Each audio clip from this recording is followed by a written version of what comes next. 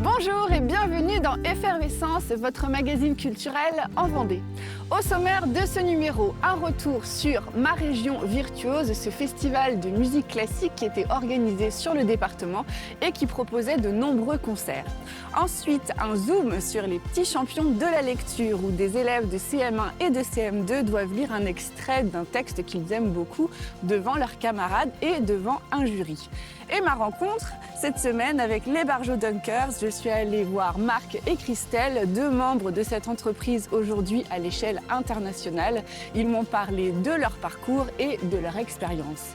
Et en fin d'émission, bien sûr, vous retrouverez votre agenda pour ne rien rater de belles sorties culturelles en Vendée. Effervescence, c'est parti!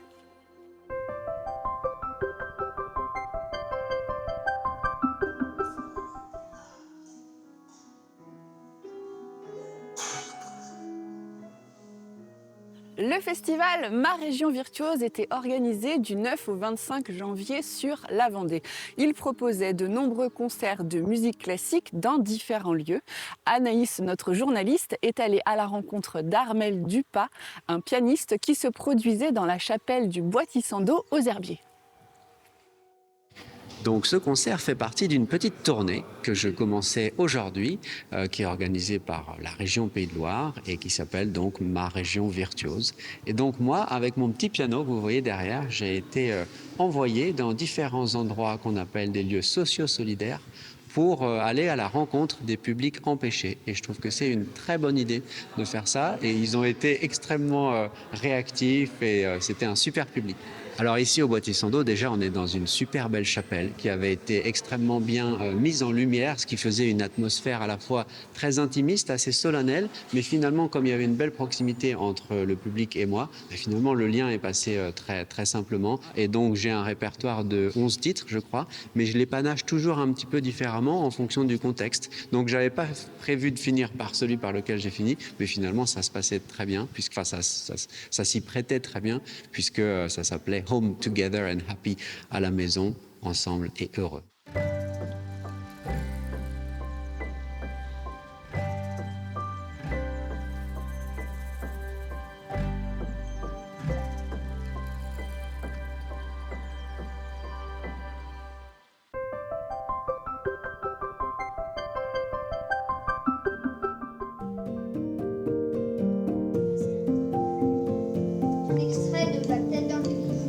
Cette semaine, notre Zoom porte sur un concours, les petits champions de la lecture. C'est la 15e édition cette année et 88 classes de Vendée sont concernées, des classes de CM1 et de CM2. Les élèves choisissent un texte de 3 minutes et doivent le lire à voix haute.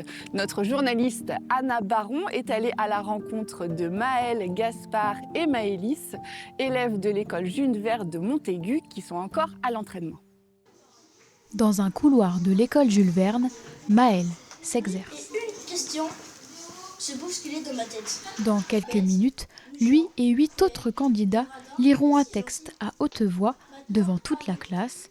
Alors pour ces petits champions de la lecture, l'heure est à la révision, car l'exercice n'est pas si facile. Oui, si, c'est difficile et surtout que il y en a, ils sont tout au fond, donc il faut bien parler fort. Ce serait une bonne occasion. Pour réduire le stress, chacun a sa technique. Je fais des méditations, je fais du yoga et pendant la lecture, je reste dans ma bulle pour pas penser qu'il y a du monde autour. Un des conseils qu'on donne le plus souvent, c'est surtout la rapidité en fait. Avec le stress en plus, le jour J, encore davantage, ils vont avoir tendance à lire plus vite qu'en entraînement.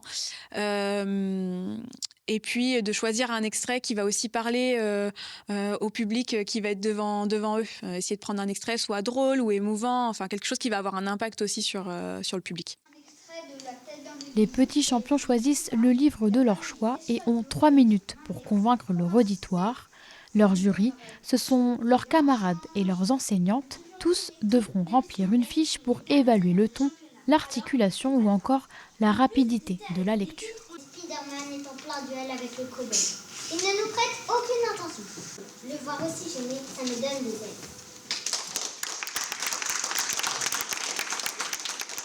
C'est fédérateur, les petits champions de la lecture, parce qu'il y a une vraie cohésion de groupe, ils s'entraînent. En fait, c'est pas une concurrence. Et ils sont là pour s'épauler, se féliciter.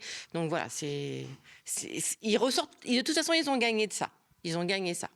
Le jury doit encore choisir les 2 petits champions qui participeront à la finale départementale dans les prochaines semaines.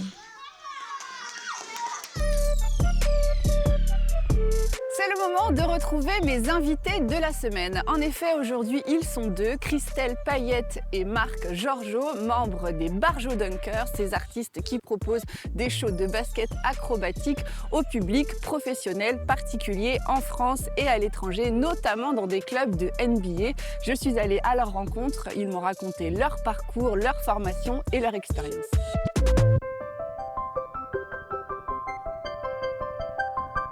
Christelle et Marc, bonjour. Bonjour Catel. Ah ben écoute, je suis ravie de faire votre rencontre. On est ici dans le complexe sportif de Saint-André-Treizevoix, là où un petit peu toute l'histoire des Barjo a commencé. Mais je précise que ça a commencé d'abord en 2004 au collège de Roche-Servière, alors dirigé par Alain Leboeuf. Si je ne me trompe pas, c'était une bande de potes qui avaient envie de s'amuser au départ. C'est ça, Marc ? C'est exactement ça.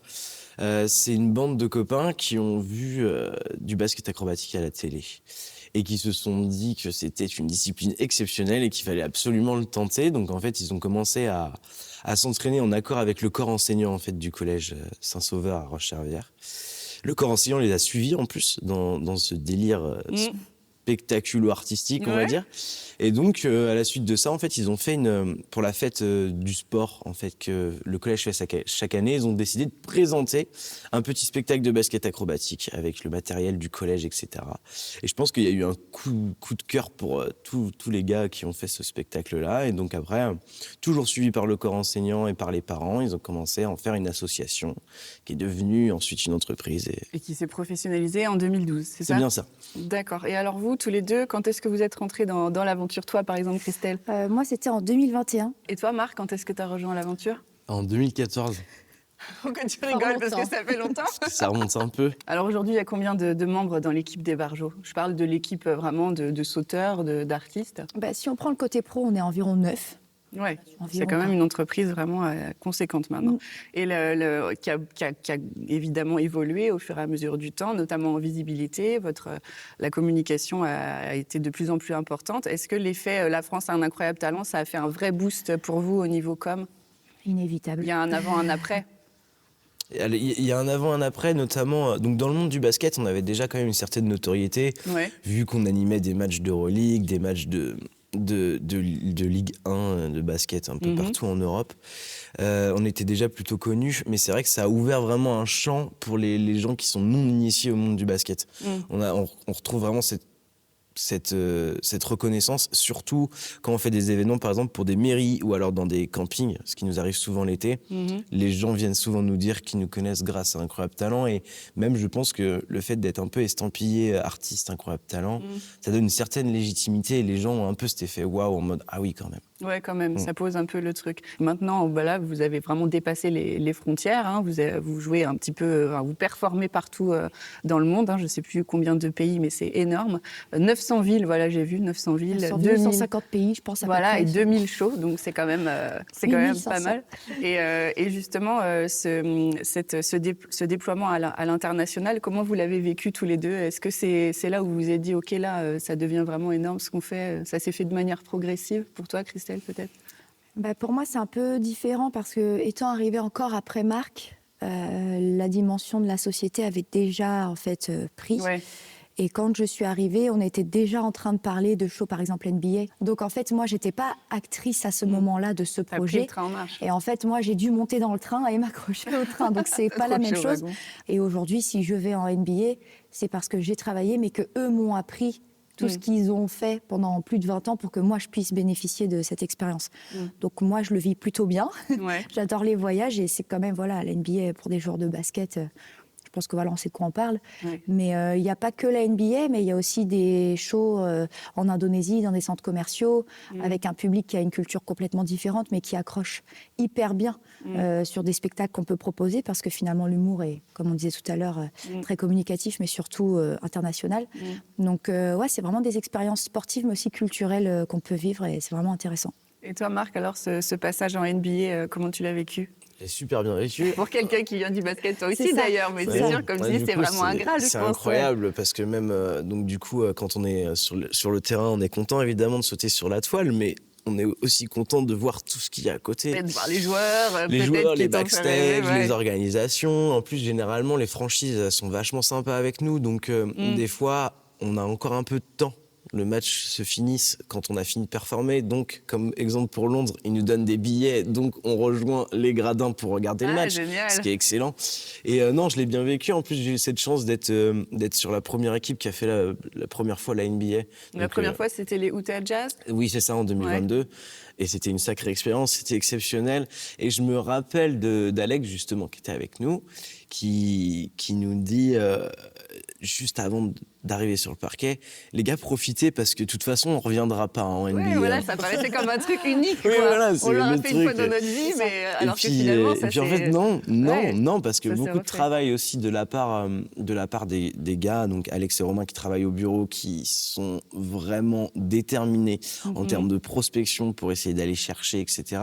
En plus, il y a aussi ce côté où une fois qu'on met quand même le pied en NBA, les autres franchises vont avoir tendance à nous faire confiance plus facilement. Enfin, un peu passer le test et c'est bon, on vous fait confiance et bon, vous venez. Un petit peu ça, c'est un peu comme tout à l'heure, je parlais du fait d'être estampillé incroyable talent. Là, c'est être un peu estampillé dunker NBA. Mais c'est beaucoup de logistique, beaucoup de travail et l'aventure est loin d'être terminée, je pense, entre les barjots et la NBA.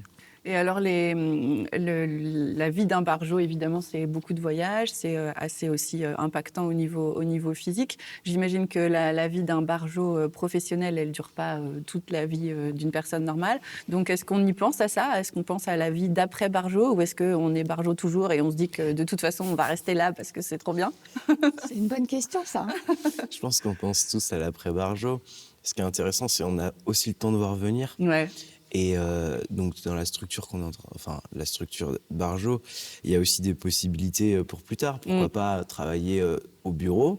Pourquoi pas aussi... c'est tout un travail, trouver toutes ces dates, comme tu le disais tout à l'heure. Et puis on n'est pas que sur trouver, il faut signer les devis, gérer le client au téléphone, faire du mailing, renvoyer les documents par mail, les passeports quand nous on doit partir. Donc c'est pas que de la gestion client, il y a quand même vachement de choses à faire. Donc, si on vous demande où est-ce que vous voyez dans 5-10 ans, vous serez chez les barjots ? Oui, et moi, je pense aussi que donc il y a aussi ce travail administratif de management, mais on peut aussi développer une certaine autre discipline artistique. Ah, d'accord. Qui peut permettre d'être aussi proposée par les barjots c'est sympa. Dans un autre domaine. Donc, il y a ça aussi. Que tu aimerais bien développer, toi. Oui, c'est Et toi, en ce qui te concerne, Christelle ? Moi, j'ai plus des diplômes d'entraîneur. Ouais. Donc, comme je disais, avant, j'étais joueuse et entraîneur. Et du coup, comme j'ai des diplômes d'entraîneur pro, soit je retourne au basket, soit je peux continuer du coup de gérer le groupe Loca Junior. Quand même 45 jeunes, j'ai du boulot. Oui, et si c'est pas moi, quelqu'un d'autre aura ce boulot. Donc, c'est aussi des opportunités. Après... oui, pourquoi pas aider au bureau. Moi, je ne suis pas décidée sur le sujet, mais bien évidemment qu'une fois qu'on y est, en fait, c'est pas que c'est compliqué d'en sortir, c'est qu'on a toujours quelqu'un qu'on va revoir pour X ou Y raison. Du coup, on va revenir. Donc, on reste quand même, je trouve, dans ce cercle de vouloir aider à, encore une fois, faire grandir la structure. Donc, si ça s'ouvre à moi, pourquoi pas. Et alors, quels sont les... Ah, pardon. Non, pardon. C'est parce que c'est intéressant, faire grandir la structure. C'est ça aussi qui est cool dans nos valeurs, mais qui est complètement naturel de la part de tout le monde. Si jamais les gars ils partent aux États-Unis, que moi je suis pas sur l'équipe, quand on va me demander ça va, je fais oui, on est reparti aux États-Unis. Il y a vraiment ce truc de... T'as l'impression d'y être allé, même si finalement tu n'y étais pas physiquement. C'est ça, on est tous ensemble, on est une équipe et chacun, l'aventure elle est Elle est collective. Ouais, elle est collective, on est tous ensemble dans le truc. Donc c'est pour ça peut-être qu'on a envie de rester. Ça se comprend quand on est bien quelque part. Et donc justement, pour finir cette interview, comme on parlait justement de ce collectif, de cet esprit d'équipe, on sent bien qu'il y a effectivement une bonne ambiance chez les Barjots. En un mot, comment vous définiriez cet état d'esprit chez les Barjots ? Pas facile. Familial, hein. Ouais. Ouais, familial, avec toutes les bonnes valeurs que la famille peut faire circuler, mais ouais, familial. Ok. Vraiment. Et toi, Christelle ? Du coup, j'ai plus trop le choix. Si tu prends mon mot et que moi je prends ton mot, je vais rester dans le thème. Je dirais bon enfant. Ouais. Parce que encore une fois, je relève le fait que moi j'ai souvent mal au ventre parce que je rigole beaucoup trop.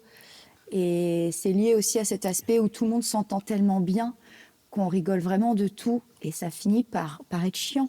Tellement on a mal au ventre. Non, c'est vrai, c'est vraiment drôle.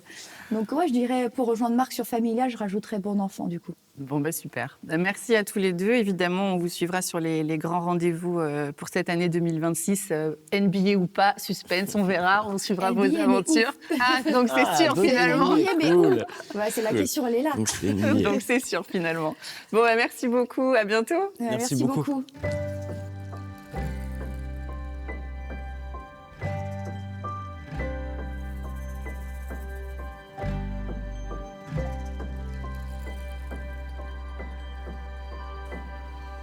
En ce mois de février, vous avez froid comme moi aujourd'hui, vous avez envie de vous réchauffer, eh bien je vous propose d'aller à la rencontre des artistes qui vous proposent un joli programme.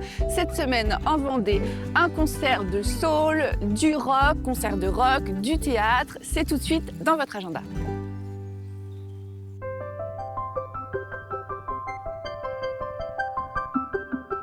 Soirée blind test à l'Auberge des Artistes le 20 février. Testez vos connaissances musicales dans une ambiance fun et conviviale. Des hits d'hier et d'aujourd'hui au programme. Un lot pour chaque partie gagnée, restauration rapide sur place. Du 13 au 22 février, le spectacle événement est de retour au Haras de la Vendée. Le Grand Hiver revient pour sa 4e édition. Plongez au cœur des guerres de Vendée avec ce spectacle écrit et mis en scène par Corentin Stemler, interprété par 40 jeunes artistes vendéens.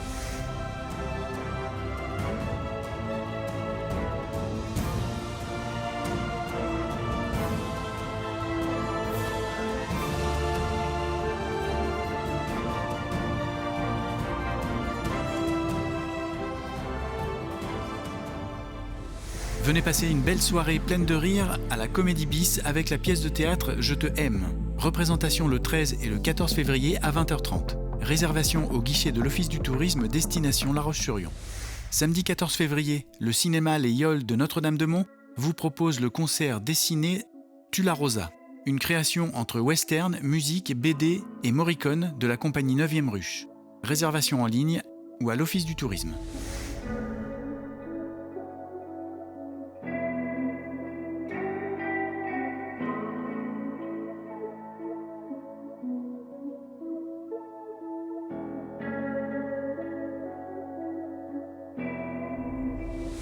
Roller Disco Carnaval le 15 février. Venez patiner en musique, déguisé sur le thème du carnaval. Rendez-vous à 16h, Halles des Chirons, au Sable d'Olonne. Traité à la manière d'un film muet, Créature nous conte la passion d'Aristide de Planchignac pour les animaux. Rendez-vous à la médiathèque de Talmont-Saint-Hilaire le 18 février à 11h.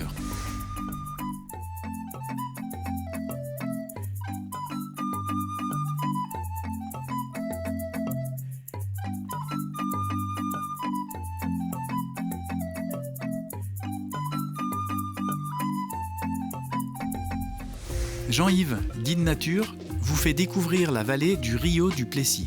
Découvrez une vallée méconnue, mais pleine de charme, au nord du lac de Moulin-Papon. Une balade nature avec un guide nature passionnant. Jeudi 19 février à 14h.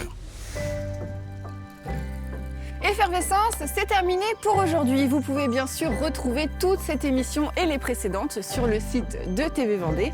Et si vous êtes à l'origine d'un événement, vous pouvez m'en faire part en m'envoyant toutes les infos à l'adresse qui s'affiche en bas de cet écran.